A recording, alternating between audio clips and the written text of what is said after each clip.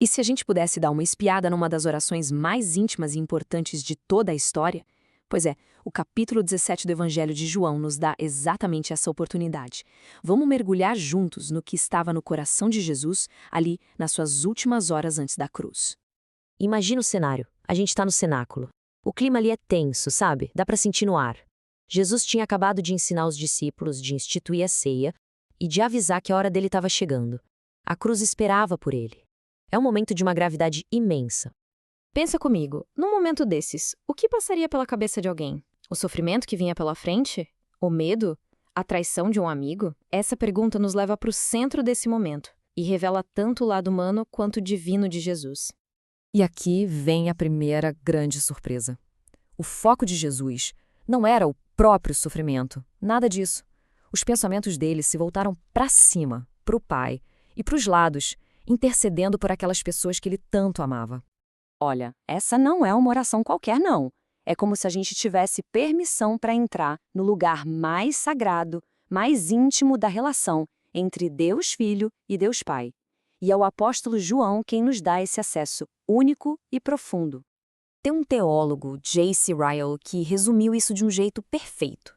Ele diz que essa oração tem duas faces. Por um lado, é uma prova gigante do amor de Cristo, por outro, é uma janelinha que se abre para a gente entender a relação perfeita que existe dentro da própria Trindade. Então vamos ver como isso se desenrola na primeira parte da oração. E aqui, de forma surpreendente, Jesus começa orando por si mesmo. Mas o que ele pede não é, nem de longe, o que a gente poderia imaginar. Jesus começa assim: Pai, é chegada a hora, glorifica o teu filho. Peraí, como assim? Parece o contrário do que a gente pensaria, né? Para ele, o momento mais humilhante da história não era uma derrota, mas o exato caminho para a sua glorificação. O teólogo Hernandes Dias Lopes reforça essa ideia de um jeito muito claro. Ele nos lembra que a cruz nunca foi um plano B, um acidente de percurso. Ela foi o ponto central, o ato intencional de um plano divino que já existia desde a eternidade para a salvação. E bem no meio dessa oração, Jesus solta uma definição de vida eterna que, olha, muda tudo. Vida eterna não é só algo que começa depois que a gente morre.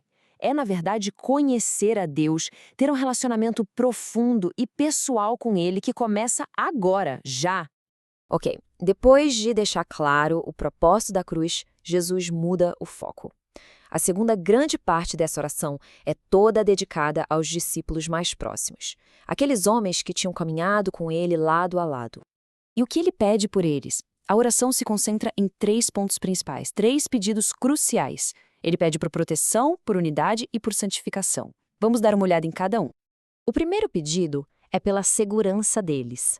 Mas olha que interessante, ele não pede para que eles sejam tirados do mundo, longe dos problemas. Pelo contrário, ele pede que eles sejam protegidos espiritualmente dentro do mundo, no meio dos desafios. O segundo pedido é por unidade, e aqui, como explica o teólogo Hernandes Dias Lopes, não se trata de uma unidade de fachada, de organização, é algo muito mais profundo. É uma unidade de coração que nasce do amor e da verdade, e que reflete a própria unidade entre o Pai e o Filho. E por fim, o terceiro pedido é pela santificação. Jesus ora para que os seus seguidores sejam, pouco a pouco, separados e transformados. E qual é a ferramenta para isso? A palavra de Deus, que ele define como a própria verdade. E é bem nesse ponto que a oração dá um salto no tempo que é, sinceramente, de arrepiar. O que parecia ser algo focado ali naquele momento, de repente se expande de uma forma inacreditável e chega até os nossos dias. Fica a pergunta no ar. Ele estava orando só por Pedro, João e os outros que estavam ali com ele? A resposta que vem a seguir muda completamente o jogo. Tá aqui, com essa frase, Jesus abre os braços da sua oração e atravessa os séculos. Ele não estava orando só pelos apóstolos, mas por todo mundo que um dia viesse a acreditar, por causa da mensagem deles. A conclusão é simples e direta. Para quem crê, essa oração feita há 2000 anos inclui o seu nome. Na noite antes de morrer, Jesus estava pensando e intercedendo por todos os futuros crentes. Isso é impressionante. Então, ok, sabendo disso tudo, o que a gente faz com essa informação? Como essa oração tão antiga se conecta com a nossa vida, aqui e agora? Qual a relevância prática disso? Pensa nessa oração como uma grande ponte na história da Bíblia. Ela conecta as promessas do passado, lá do Antigo Testamento, com a esperança do futuro, que a gente vê no livro de Apocalipse, quando se diz que todos verão a face de Deus. Essa oração é o elo. Então, o que a gente tira disso para hoje? Bom, primeiro, a segurança de saber que Cristo continua intercedendo por nós. Segundo, um chamado para viver uma vida diferente, santa, mesmo no meio do mundo. Terceiro, o desafio de buscar uma unidade de verdade entre os cristãos. Quarto, a certeza de que a Bíblia é o nosso norte, a nossa fonte de verdade. E por último, uma esperança renovada, com o olho lá na frente, na promessa da eternidade. E assim, fica essa reflexão final.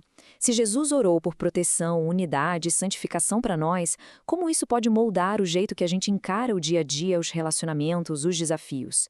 A verdade é que essa oração não acabou naquela noite. Ela continua ecoando até hoje.